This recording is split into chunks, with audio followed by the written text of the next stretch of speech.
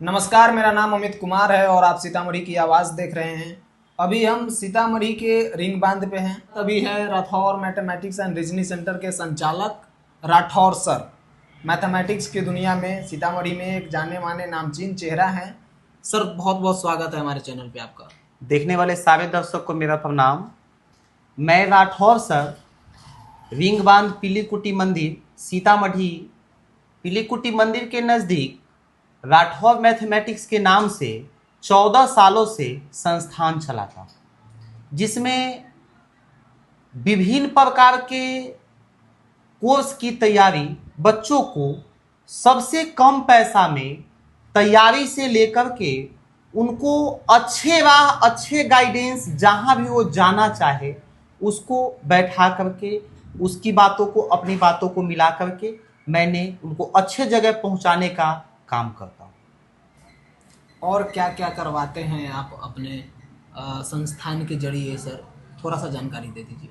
संस्थान के जरिए सबसे पहले मैं कंपटीशन सेक्टर में सारे चीज़ों का तैयारी कराता हूँ।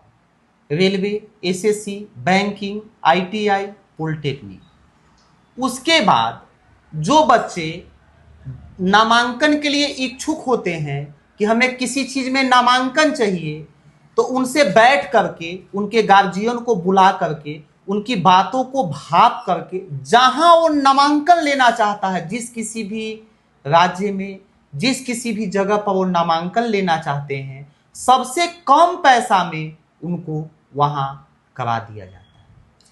अच्छा, जैसा कि आप मैथमेटिक्स पढ़ाते हैं, 11-12 तक बच्चे इस शहर में रहते हैं। 11-12 के बाद क्या होता है, इंटरमीडिएट के बाद बच्चे शहर चेंज कर लेते हैं या फिर करियर की तलाश में निकल पड़ते हैं। सर, इंटरमीडिएट के बाद ऐसे कौन कौन से कोर्स हैं जिसमें बच्चों को जाना चाहिए? वर्तमान में बच्चे अगर इंटरमीडिएट पास कर जाते हैं तो वहां से उनको कई रास्ता निकलता है। जैसे कि पहला रास्ता अभी जो वर्तमान में देख रहे हैं वो प्रत्येक विद्यालय में शिक्षक बहाली का है। उसके बाद दूसरा रास्ता अब जो आने वाला है, जितने भी सरकारी हॉस्पिटल हैं उसमें बहाली का रास्ता है। तीसरा रास्ता जो है वो कृषि क्षेत्र में इसी साल से लागू होने वाला है। उस मुद्दे पर सरकार के द्वारा काम होने वाला है।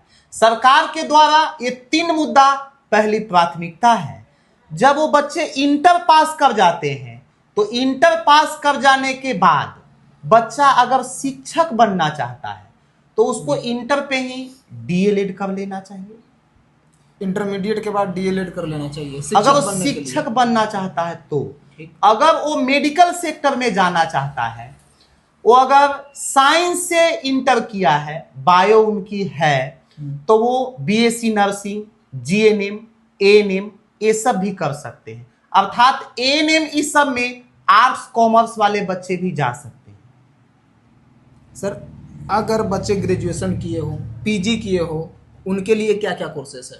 अगर बच्चे ग्रेजुएशन पास कर गए हैं तो ग्रेजुएशन पास करने के बाद उनका रास्ता कई तरफ, एक तो कंपटीशन का रास्ता रह जाता है, दूसरा जो शिक्षक बनने का रास्ता है उसके लिए बच्चे बीएड करते हैं।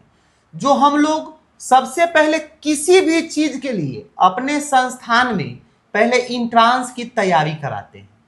इंट्रांस के तैयारी में बच्चे संतुष्ट हो जाते हैं। जो बच्चे इंट्रांस में अच्छे नंबर लाते हैं, सरकारी कॉलेज मिल जाता है तो उनको बिहार में ही नामांकन हो जाता है।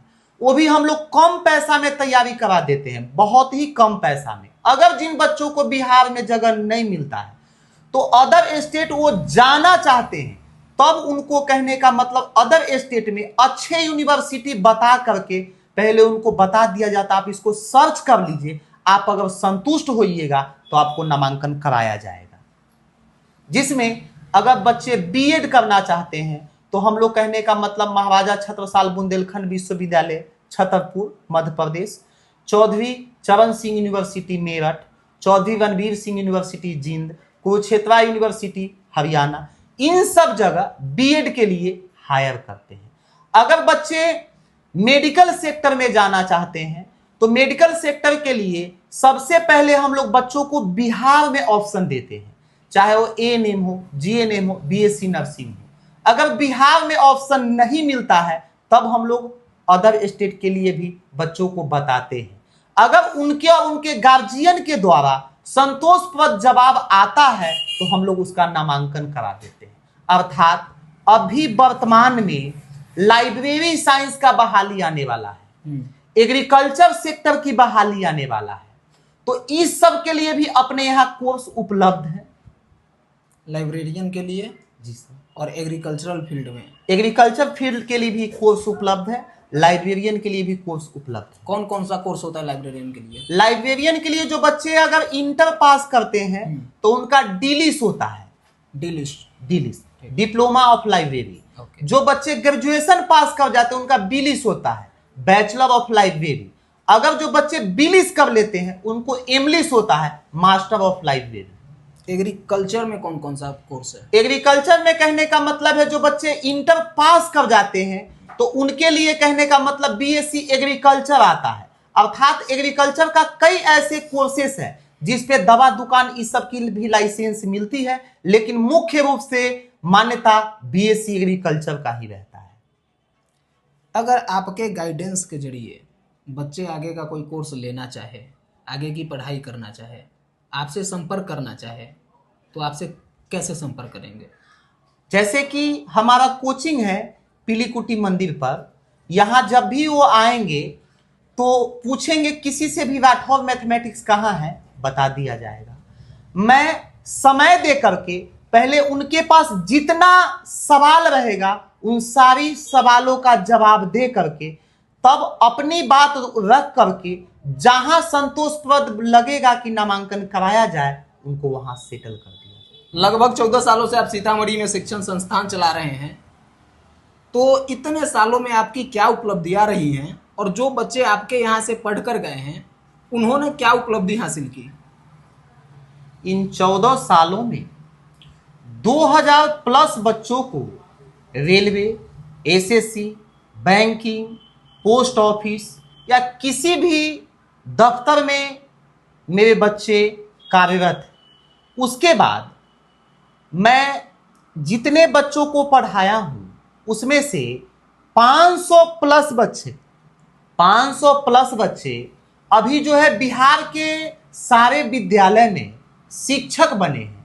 मैं जितने बच्चे को कोर्स कराया हूँ अदर स्टेट से या अपने बिहार से, उनमें से 500 प्लस बच्चे कहीं ना कहीं प्राथमिक विद्यालय, मध्य विद्यालय, उच्च विद्यालय, +2 में जॉब किए हैं।